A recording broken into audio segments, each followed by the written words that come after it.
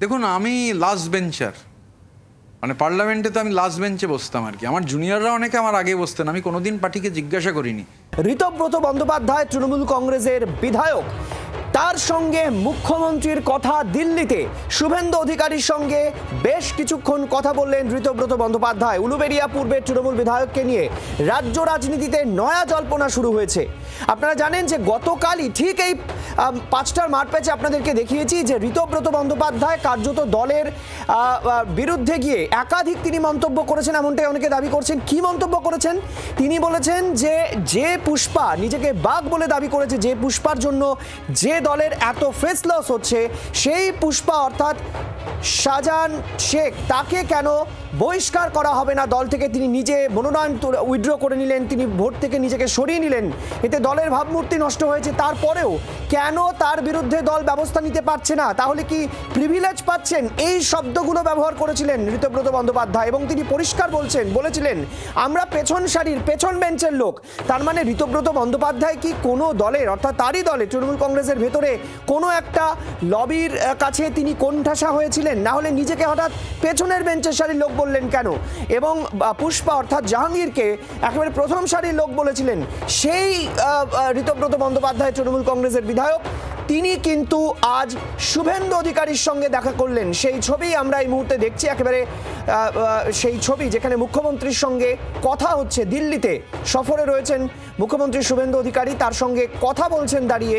যদিও এটা একান্ত বৈঠক নয়, বেশ কয়েকজন সেখানে আমরা দেখতে পাচ্ছি। সেখানে একেবারে শুভেন্দু অধিকারীর যারা নিরাপত্তারক্ষী তারা রয়েছেন, বাহিনীর জওয়ানরা রয়েছেন, আরও কয়েকজনকে আমরা দেখতে পাচ্ছি। নিঃসন্দেহে তারা আমলাই হবেন হয়তো দিল্লিতে। এবং সেখানে আমরা দেখতে পাচ্ছি শুভেন্দু অধিকারীর সঙ্গে একেবারে আলাপচারিতায় রয়েছেন ঋতব্রত বন্দ্যোপাধ্যায়। আর স্বাভাবিকভাবেই এই ছবি সামনে আসার পর জল্পনা তৈরি হয়েছে ঋতব্রত বন্দ্যোপাধ্যায়কে নিয়ে। গতকাল ঋতব্রত বন্দ্যোপাধ্যায় জাহাঙ্গীর ইস্যুতে ঠিক কি মন্তব্য করেছিলেন জানি অস্বস্তি বাড়ে তৃণমূল কংগ্রেসের অন্দরে। শুনুন কি বলেছিলেন। এটা বারবার প্রমাণিত, জাহাঙ্গীর প্রিভিলেজ, বাকি সব প্রার্থীর মতো নয়। জাহাঙ্গীরের জন্য আলাদা ট্রিটমেন্ট। জাহাঙ্গীর এটা চেয়েছে, ঘোষণা করে দেওয়া হয়েছে এটা করা হবে।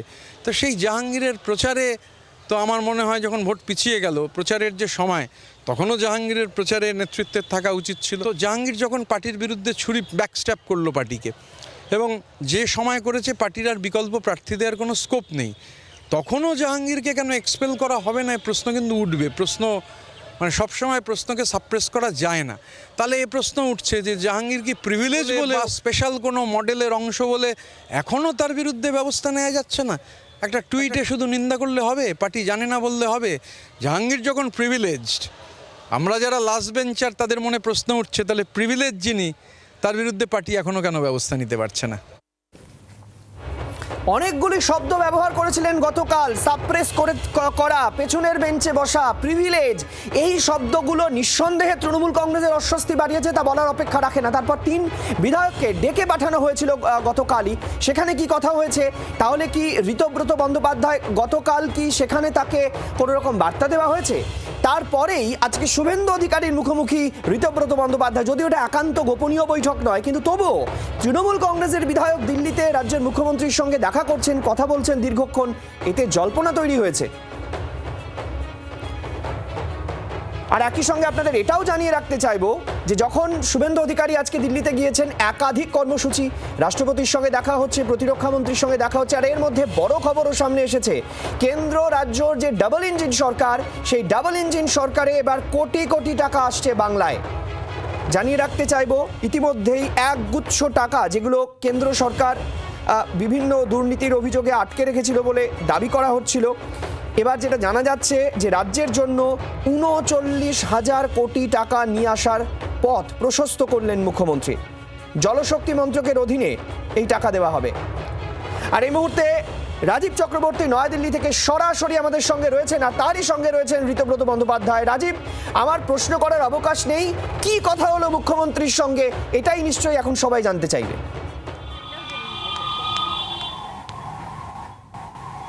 দেখো, এটাই প্রশ্ন। আমার সঙ্গে ঋতব্রত বন্দ্যোপাধ্যায় রয়েছে, পরিচয় দেওয়ার প্রয়োজন নেই। তিনি তৃণমূল কংগ্রেসের প্রাক্তন সাংসদ এবং অবশ্যই উলুবেড়িয়া পূর্বের বিধায়ক, তৃণমূল কংগ্রেসের বিধায়ক। সৌজন্য সাক্ষাৎ তো সবাই বলছে, ঋতব্রতকে প্রশ্ন করার আগেই আমি বলে দিতে পারি উনিও এটাই বলবেন, দেখা হয়েছে, নমস্কার প্রতি নমস্কার, এটুকু বলে দেওয়া যেতে পারে, তাই তো নাকি? আচ্ছা, আমি এই মানে তথ্য প্রযুক্তির যুগে, মিডিয়ার যুগে হচ্ছে যে একটা 40 সেকেন্ডের ভিডিও কলকাতা থেকে একটা সংবাদ মাধ্যম আমায় পাঠিয়েছে। আপনি যেখানে দাঁড়িয়ে আছেন, এই মানে আমার বাংলো ছিল, সে বাংলোটা আমি আজকে মানে সব ফর্মালিটি কমপ্লিট করার জন্য এসেছি, কারণ আমার যখন টার্ম শেষ হয়েছে তখন ফুল ফ্লেজেড ইলেকশন, 1 মাস এক্সট্রা পাওয়া যায়, মানে চার্জ দিতে হয় না। আমি গত 1 মাস ধরে আমি এটা কমার্শিয়ালি রাখতে হয়েছে আমাকে, কারণ আসার আমি সুযোগ পাইনি। তো আমি এসেছি অনেকগুলো কাজ নিয়ে, এই যে যেমন মানে এগুলো মানে সৌজন্য সাক্ষাৎকার নিয়ে যখন এত গল্প তৈরি হচ্ছে, এই যে মানে জমা দিলাম আর কি, মানে আমার পুরনো এমপির আইডেন্টিটি কার্ড জমা দিয়ে এক্স এমপির আইডেন্টিটি কার্ড, মানে এটা পরিচয়পত্র সাংসদ থেকে প্রাক্তন সাংসদ, আমার ডিপ্লোম্যাটিক পাসপোর্ট কিন্তু জমা দিয়ে রাজীব, এই নরমাল প্রশ্নটা না করেও পারছি না, বহু মানুষ, বহু রাজনীতিকরা এভাবে একেবারে যাকে বলে সৌজন্য সাক্ষাতের পর দল পরিবর্তন করেছে, বাংলায় নজির আছে। গতকাল থেকে ফর্মালিটি চলছে, দুপুরবেলা আমি বঙ্গভবনে খেতে যাই। হ্যাঁ, এটাই আমি জানতে চাইছি যে আপনার সঙ্গে মুখ্যমন্ত্রীর দেখা হলো, কি কথা হলো? হ্যাঁ, আমি প্রথম কথা তো ভিডিওটাই এখন বাজারে আছে, মানে যারা গোপন মিটিংয়ের একটা থিওরি দিচ্ছেন 40 সেকেন্ডে গোপন মিটিং হয় কিনা আমার জানা নেই। আর আমি বঙ্গভবনে যখন নামছি, মানে হেঁটে গেটের দিকে আসছি, হঠাৎ করে কানে এলো কি এমএলএ সাহেব বঙ্গভবনে উঠেছেন নাকি। আমি তাকিয়ে দেখছি রাজ্যের মুখ্যমন্ত্রী, তো উনি আমায় নমস্কার করলেন, আমিও নমস্কার করে বললাম যে না, বাংলোটা ছাড়তে হবে বলে এসেছি, আরও বাকি যা ফর্মালিটি রয়েছে সেই ফর্মালিটিগুলো কমপ্লিট করবার জন্য এসেছি। তারপর উনি বললেন আমাদের সরকার বিভিন্ন মিটিং করছে, সেই মিটিংয়ে বিরোধী এমএলএদের ডাকা হচ্ছে, পারলে আসবেন। তা আমি নমস্কার করলাম, কারণ এটা তো আমার উপর নির্ভর করে না, আমি একজন পার্টিজান লোক, পার্টি যদি মনে করে যাওয়া উচিত। কিন্তু গতকাল তো পার্টির অস্বস্তি বাড়িয়েছিলেন তিনি, একগুচ্ছ শব্দ বলেছিলেন, যেটা একটু আগে বলছিলাম, সমস্ত বিধায়কেরই যাওয়া উচিত। আর সব থেকে বড় কথা, ধরুন রাজ্যের একজন মুখ্যমন্ত্রী, তিনি তো প্রকৃতপক্ষে একজন ব্যক্তি নন, তিনি একটা চেয়ার। এবার রাজ্যের মুখ্যমন্ত্রী হঠাৎ করে কোথাও দেখা হয়েছে, আমায় নমস্কার করে কুশল বিনিময় করছেন, আমি মুখ ঘুরিয়ে চলে যেতে পারবো না, আমি তার রাজনৈতিক বিরোধিতা করব। আমি ইতিমধ্যেই আমাদের বাবা সাহেব আম্বেদকরের মূর্তির নিচে রাজনৈতিকভাবে বিরোধিতা হয়েছে, পুরো বিরোধিতায় সামিল ছিলাম। আমরা এখনও ঘর পাইনি, leader of the opposition Sobhandeb Chattopadhyay ঘর পাননি, আজকে আমার সহকর্মীরা কলকাতায় বিক্ষোভ দেখাচ্ছেন। আজকে ঘর না পাওয়া গেলে সোমবার বিক্ষোভ হবে, সোমবার আমি কলকাতায়, আমি সেই বিক্ষোভে থাকব। আমি রাজনৈতিকভাবে বিরোধিতা করব, যে বিরোধিতা করার কথা, কিন্তু একজন মুখ্যমন্ত্রী আমাকে নমস্কার করলে বা দুটো কথা বললে আমি মুখ ঘুরিয়ে চলে যেতে পারবো না। একেবারেই আপনার এই বক্তব্যকে আমরা সম্মান করি, কিন্তু কিছু প্রশ্ন আসছে। গতকাল আপনার কিছু বক্তব্য, আপনি জাহাঙ্গীর সহ অন্যান্য, যে এই যে আপনার দলের শোচনীয় পরাজয় হয়েছে এবারে, এ তো এমনি এমনি হয়নি, মানুষের রাগ ক্ষোভ কথা বলছেন বিজেপির নেতারা, সেই বিষয়টা আপনি কি মনে করেন যে এই রকম? আমি এখন এই যে গল্পটা এখন ছড়িয়েছে, যে তত্ত্বটা একটা গোপন মিটিংয়ের 40 সেকেন্ডের গোপন মিটিং, মানে তো ওটিটি সিরিজ হতে পারে, বা গোপন না হলেও ওপেন হয়েছে কিন্তু সাক্ষাৎ না 40 সেকেন্ডের, আমি তো শুনছিলাম গোপন মিটিং হয়েছে, তো ভিডিওটা দেখলাম 40 সেকেন্ড মতো আর কি। তা আমি এই বিষয়েই কনসেন্ট্রেট করি। আমি আবারও বলছি যে রাজনীতির বিরোধিতা রাজনীতির জায়গায়, কিন্তু একজন মুখ্যমন্ত্রী তিনি ব্যক্তি নন, তিনি একটা চেয়ার। তিনি আমায় প্রতি নমস্কার করলে, আমার কথা জিজ্ঞাসা করলে, আমার সঙ্গে কথা বললে, আমি তার সঙ্গে কথা না বলে মুখ ঘুরিয়ে চলে যেতে পারবো না। একদম শেষ প্রশ্ন তোমার মাধ্যমে করতে চাইবো, একবার দলবদল তিনি করেছেন, আবার একটা করবেন নাকি? শাসক দল তো এখন রাজ্যে বিজেপি, ছেড়েছিলেন প্রতিবাদ করে। আপনি তৃণমূল কংগ্রেসে এতদিন ছিলেন, আপনি সাংসদ থাকতে চেয়েছিলেন, আমরা যা জানি, আপনি ঘনিষ্ঠ মহলেও বলেন আপনি সাংসদ হিসেবে ভালো পারফর্ম করেছেন, তারপরেও আপনাকে রাজ্যসভা থেকে তুলে নেওয়া, কোথাও কি দলের এটা ভুল ছিল? দেখুন, আমি লাস্ট বেঞ্চার, মানে পার্লামেন্টে তো আমি লাস্ট বেঞ্চে বসতাম আর কি। আমার জুনিয়ররা অনেকে আমার আগে বসতেন, আমি কোনোদিন পার্টিকে জিজ্ঞাসা করিনি যে আমার থেকে জুনিয়র, মানে আমার থেকে কম টার্মের, মানে 1 বছর 1.5 বছরের এমপি, আমি তো তার আগে 6 বছরের এমপি ছিলাম, তারা কেন আমার আগে বসেছেন এটা কখনো আমি জানতে চাইনি। কারণ আমি মনে করি এটা জানতে চাওয়ার বিষয় নয়। পার্টি মনে করেছে আমায় লাস্ট বেঞ্চে বসাবে, লাস্ট বেঞ্চে বসেই পারফর্ম করার চেষ্টা করেছি। কতটা পেরেছি না পেরেছি আপনারা তার জাজ, আপনারা দেখেছেন, মানুষ তার জাজ, আমি তার মধ্যে যাব না। কিন্তু বিষয় হচ্ছে যে পার্টি সিদ্ধান্ত করেছে, সেটাই ফাইনাল। পার্টি মনে করেছে যে আমায় হয়তো পার্লামেন্টে প্রয়োজন নেই, তাই পার্টি আমাকে হচ্ছে বিধানসভায় লড়তে পাঠিয়েছে। সুতরাং আমি একজন পার্টিজান লোক হিসেবে, আর আমি পলিসি মেকার নই, লাস্ট বেঞ্চারের পক্ষে এটা বলা সম্ভব নয়, এটা পলিসি মেকাররা বলতে পারবেন যে ঋতব্রত পার্লামেন্টে থাকবে না ঋতব্রত বিধানসভায় যাবে, নাকি ঋতব্রত পার্লামেন্ট বিধানসভা কিছু না করে অফিসে বসে খাতা লিখবে। এটা পলিসি মেকারদের ডিসিশন, এটা পার্টিজান লোকের ডিসিশন। গলায় আক্ষেপের সুর নাকি এটা? আমি এই ডিসিশনের আমি এই নিয়ে মন্তব্য করব না। আপনি অনেক দিন রাজনীতি করেছেন, আপনি তৃণমূল কংগ্রেসেও আমরা জানি শ্রমিক সংগঠনে অনেক পরিশ্রম করেছেন, একেবারে কার্যত আমরা দেখেছি যে বলা যেতে পারে ঘুরে দাঁড় করিয়েছেন শ্রমিক সংগঠনকে। এই জায়গা থেকে একটা প্রশ্ন আসছে, যখন নির্বাচন হলো, এই যে নির্বাচনে আপনি জিতে বিধায়ক হয়েছেন, সেই নির্বাচন নিয়ে প্রশ্ন তোলা হচ্ছে আপনার দল থেকে। আপনি কি ব্যক্তিগতভাবে মনে করেন যে নির্বাচনে কোনো ত্রুটি ছিল, নির্বাচন কমিশন ইচ্ছে করে তৃণমূল বিধায়কদের হারিয়ে দিয়েছে, প্রার্থীদের, এবং বিজেপিকে জিতিয়ে দিয়েছে নির্বাচন কমিশন? দেখুন, নির্বাচন কমিশনের ভূমিকা নিয়ে প্রশ্ন রয়েছে, সেন্ট্রাল ফোর্সের ভূমিকা নিয়ে প্রশ্ন রয়েছে। আমি আমার অ্যাসেম্বলি সেগমেন্টেও তার মুখোমুখি হয়েছি। আমার একজন ইলেকশন এজেন্ট আমার সামনে মার খেয়েছেন কেন্দ্রীয় ফোর্সের কাছে।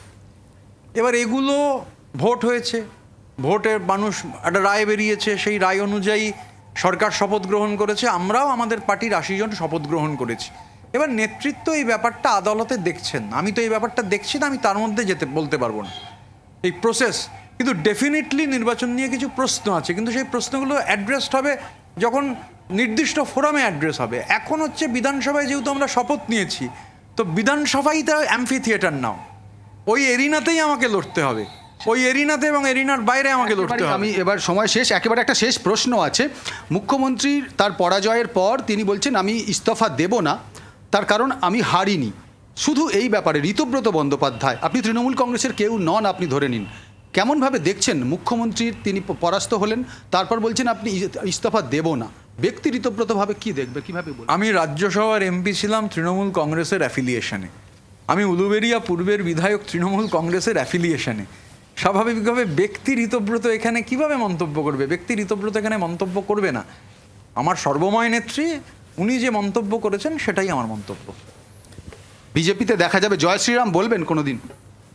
আচ্ছা, এগুলো আমার যেটা এত মানুষকে বলতে হচ্ছে, আর ধারণা ছিল না বলতে হবে।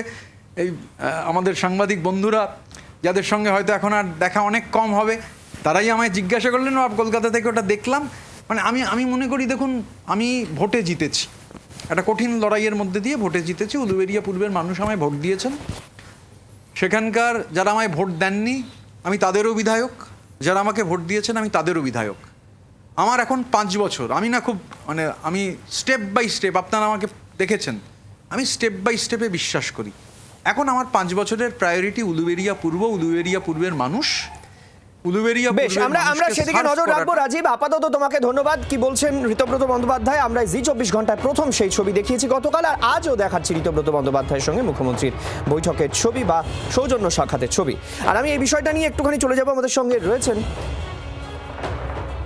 সুকান্ত ঘোষ, রাজনৈতিক বিশ্লেষক। সুকান্ত বাবু, আপনার কি মনে হচ্ছে ঋতব্রত বন্দ্যোপাধ্যায় যে ইন্টারভিউটা এতক্ষণ দিচ্ছিলেন, হয়তো তিনি বারবার দলের কথা বলছেন, কিন্তু মনে একটা অন্যরকম আক্ষেপের সুর লক্ষ্য করলেন কি? সেটা তো কালও তা দেখা গিয়েছে, এবং যেটা হচ্ছে নিজের দলের বিরুদ্ধে এবং জাহাঙ্গীরের বিরুদ্ধেও কিন্তু তিনি মুখ খুলেছেন এবং বলেছেন কেন ওনাকে এত গুরুত্ব দেওয়া হয়। এবং সার্বিকভাবে চা বেল্টে উনি অনেক কাজ করেছে, শ্রমিকদের নিয়েও কাজ করেছে, কিন্তু সমস্যা হচ্ছে যে কতটা তার এই দলের প্রতি এখনো পর্যন্ত ভরসা বা কতটা দলে থাকবেন সেটা কিন্তু এখনই সময় আসেনি সৈকত বলার। কারণ ওনার বডি ল্যাঙ্গুয়েজই বলে দিচ্ছেন যে শুভেন্দু অধিকারীর সঙ্গে যে দেখা হয়েছে, সৌজন্য সাক্ষাৎ, সব মেনে নিলাম, কিন্তু কোথাও গিয়ে কিন্তু একদম পরিষ্কারভাবে বলতে পারছেন না। কারণ গতকাল অলরেডি বলে দিয়েছেন যে যেটা তার দলের যে সিদ্ধান্ত তার প্রতি তার সহমত নেই। এক্স্যাক্টলি, এখনো তার মধ্যে একটা অসন্তোষ যে রয়েছে এবং সেটা দল যে নিরসন করেনি, সেটা এখনো তার বক্তব্যে পরিষ্কার হচ্ছে। বাংলার আওয়াজ, বাঙালির আবেগ, জি 24 ঘন্টা।